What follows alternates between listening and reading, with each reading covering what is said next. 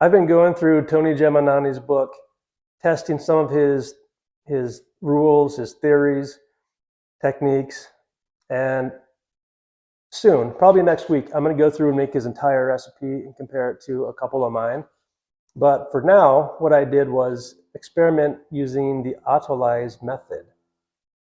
I've never even heard of this before. I read this in his book, but what you're doing is combining the flour and water together without any other ingredients and letting it rest for a period of time.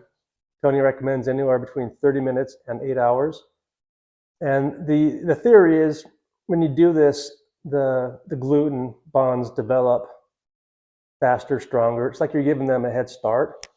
And so in theory, the resulting crust should be a little bit stronger and chewier. So I tried it. I made 2 dough balls, one with my regular overnight cold ferment, and then one with an overnight cold ferment, but I did this Autolyse method for 8 hours. And this is what the water and flour looked like, the mixture looked like after 8 hours. Just kind of shiny. I mixed in the other ingredients, and then I made dough balls out of both of them like usual, put them in the fridge overnight, took them out the next day.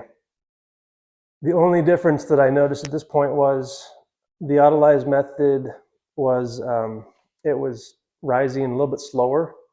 So I had to put my regular dough ball back in the fridge for about an hour and then took it out to let the Autolyse dough ball catch up, and so I did that, and then I got them both the same size, and I shaped 2 pizzas, and I baked them both, at the same time, or one after another.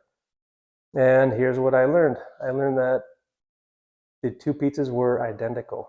They were identical in appearance, in taste, in chewiness. They're both very good, but the Autolyse method did nothing. It really added no benefit.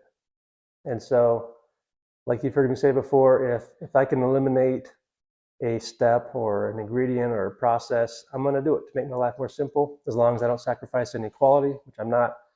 So this was one little experiment. I think autolyzing is probably for the eccentric artist.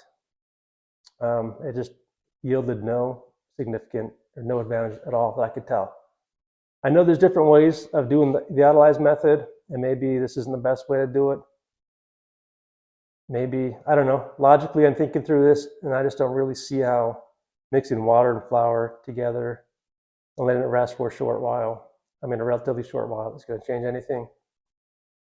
I don't know. If anybody out there has any success in doing this, please let me know if you notice a big difference. And, like always, it's really important to have like a baseline to compare your experiments with, because I read a lot of guys say, oh, this is the best over here, you got to do it this way. But the thing is, when you're doing a recipe and you like it, then you think it's going to be because of the new added technique or ingredient, but if you compare it to your baseline, then you can see if it's actually any better or not, or how much better it is, So if any of you use the Autolyse method, let me know, especially if you've done like a comparison where in a controlled environment where all the variables are the exact same, but for your Autolyse technique. I'd love to hear from you. Thanks. Talk to you later.